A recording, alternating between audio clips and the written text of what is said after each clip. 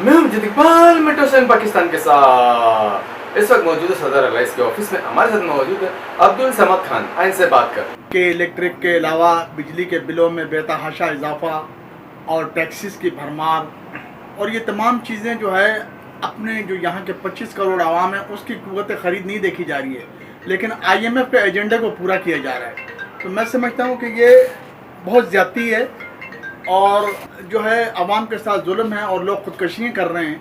तो हुकूमत को कम से कम इस पर सोचना चाहिए कि यार ऐसे रेट मुकर्रर किए जाएं जो कि आम आदमी के दस्तरस में रहें, ये ना कि लोग ख़ुदकशियाँ कर रहे हैं और बिजली जो है वो बिल्कुल नापैद हो चुकी है।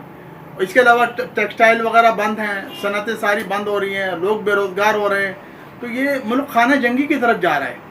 तो ये किस तरीके, इसके लिए मईशतदानों को बैठ के कुछ समझाना पड़ेगा कि आया ये नहीं कि बस IMF ने कह दिया और आपने उठा के उसको लगा दिया। नहीं, ऐसा नहीं होता है। अपनी आवाम को देखा जाए कि अपनी आवाम बर्दाश्त कर सकती है या नहीं कर सकती। बात यह है कि ये जो मुल्की सरबराह होते हैं उनका काम है कि वो इस पर बैठकर इकोनॉमिस्ट को बिठाएं कि आया ये किस तरीके से हम कहाँ से रिकवरी होगी, कहाँ से ये लोगों को रिलीफ मिलेगा।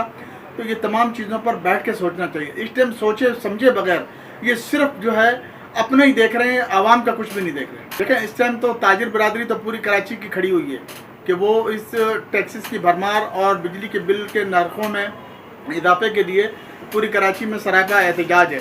जमात इस्लामी को भी उन्होंने हिमायत का ऐलान किया कि भाई आप अगर आवाम के लिए खड़े हो तो हम आपके साथ हैं। तो चैम्बर क्यों नहीं आवाज़ उठा रहा है इस पर? देखें चैम्बर ने उठाया, बिल्कुल चैम्बर ने उठाया और कह दिया उनके सनतों का मामला तो हल हो गया, सनतकारों का जो है तो वो बिजली का बिल, लेकिन अभी जो छोटे ताजिर हैं और आम जो सारिफीन हैं तो उनके लिए भी वो हमारे साथ खड़े हैं। जो तादियत अल्लाह उनकी मग़फ़िरत फरमाए, वो एक बड़े अच्छे कॉज के मालिक थे। उन्होंने जो अपना पूरा ख़ानदान शहीद कर दिया, तो मैं समझता हूँ सुरखरू शहीद हैं और जन्नत अल फिरदौस उनका आला मकाम है।